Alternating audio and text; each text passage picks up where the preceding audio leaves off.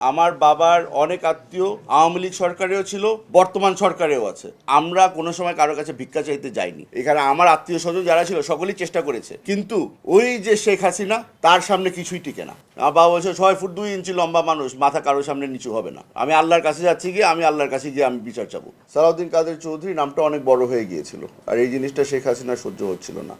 জাতীয়তাবাদী রাজনীতিবিদদের মধ্যে আমার বাবার নামটা অনেক বড় ছিল। আপনি হয়তো দেখবেন যে যতগুলি আমাদের ডানপন্থী রাজনীতিবিদ আছে অথবা ছিলেন, বেশিরভাগের উপরেই কিন্তু এই ধরনের জুলুম হয়েছে। আপনি ইলিয়াস আলী সাহেবের কথা চিন্তা করে দেখেন, আপনি সালাউদ্দিন আহমেদ সাহেবের কথা চিন্তা করে দেখেন। আমরা যাদেরকে বিচারের আওতায় আনতে চাচ্ছি সকলেই কিন্তু এক ব্যক্তির অর্ডারেই কাজ করছিল, শেখ হাসিনা। এখানে চেইন অফ কমান্ড বলতে সব কিছু গিয়ে ওনার পায়ে গিয়েই পড়ে। তো আমাদের সবার ইচ্ছা, আমাদের সবার বিশ্বাস যে একদিন না একদিন শেখ হাসিনার বিচার হবে। সেই জিনিসটাই বাংলাদেশের মানুষ তাকিয়ে আছে। আমার বাবার অনেক আত্মীয় আওয়ামী লীগ সরকারেও ছিল, আমার বাবার আমার মায়ের অনেক আত্মীয় বর্তমান সরকারেও আছে। আমার পরিবার অনেক বড়, কোনো সরকার পার পায় নাই যেখানে আমার পরিবারের সদস্য নেই। আমরা কোনো সময় কারো কাছে ভিক্ষা চাইতে যাইনি।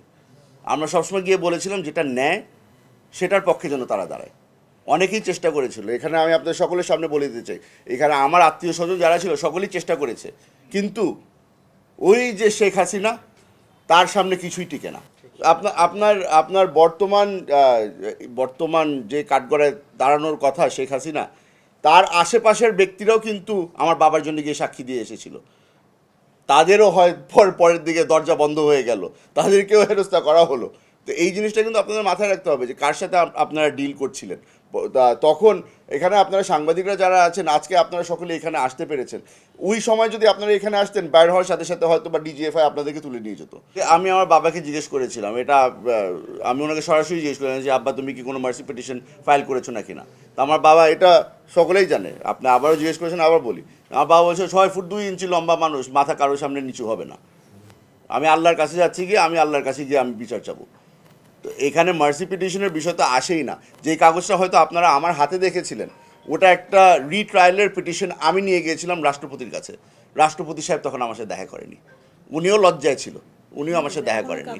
তো এখন ওই কাগজটা যদি আপনারা ওই এই যে জিনিসটা যে বললেন, এখন তো নতুন বাংলাদেশ বলছে না, বাংলাদেশ 2.0, আমাদের তো ওই right to access of information আছে। আপনারা বলেন, আপনারা আবেদন করেন। আপনারা যদি মনে করেন যে আমার করা উচিত, আমি আবেদন করব। যেখানে সরকারের কাছে যদি কোনো মার্সি পিটিশন থেকে থাকে, আমিও দেখতে চাই। আমাদের সাথে একটা খুব বড় অন্যায় হয়েছে। আমার বাবাকে তারা কোনোভাবেই ফেয়ার জাস্টিসের কাছে ধীরেও আনতে পারলো না। আমার বাবাকে হত্যা করা হয়েছে, এটা একটা জুডিশিয়াল মার্ডার ছিল, এবং এটার সাথে বাংলাদেশের আওয়ামী লীগ রেজিমের সরকার সরাসরি জড়িত ছিল। আমরা আপনাদেরকে বলে দিতে পারি যে এটা হয়তো বা বাংলাদেশের জন্য একটা খুব কালো দিন হয়ে দাঁড়াবে।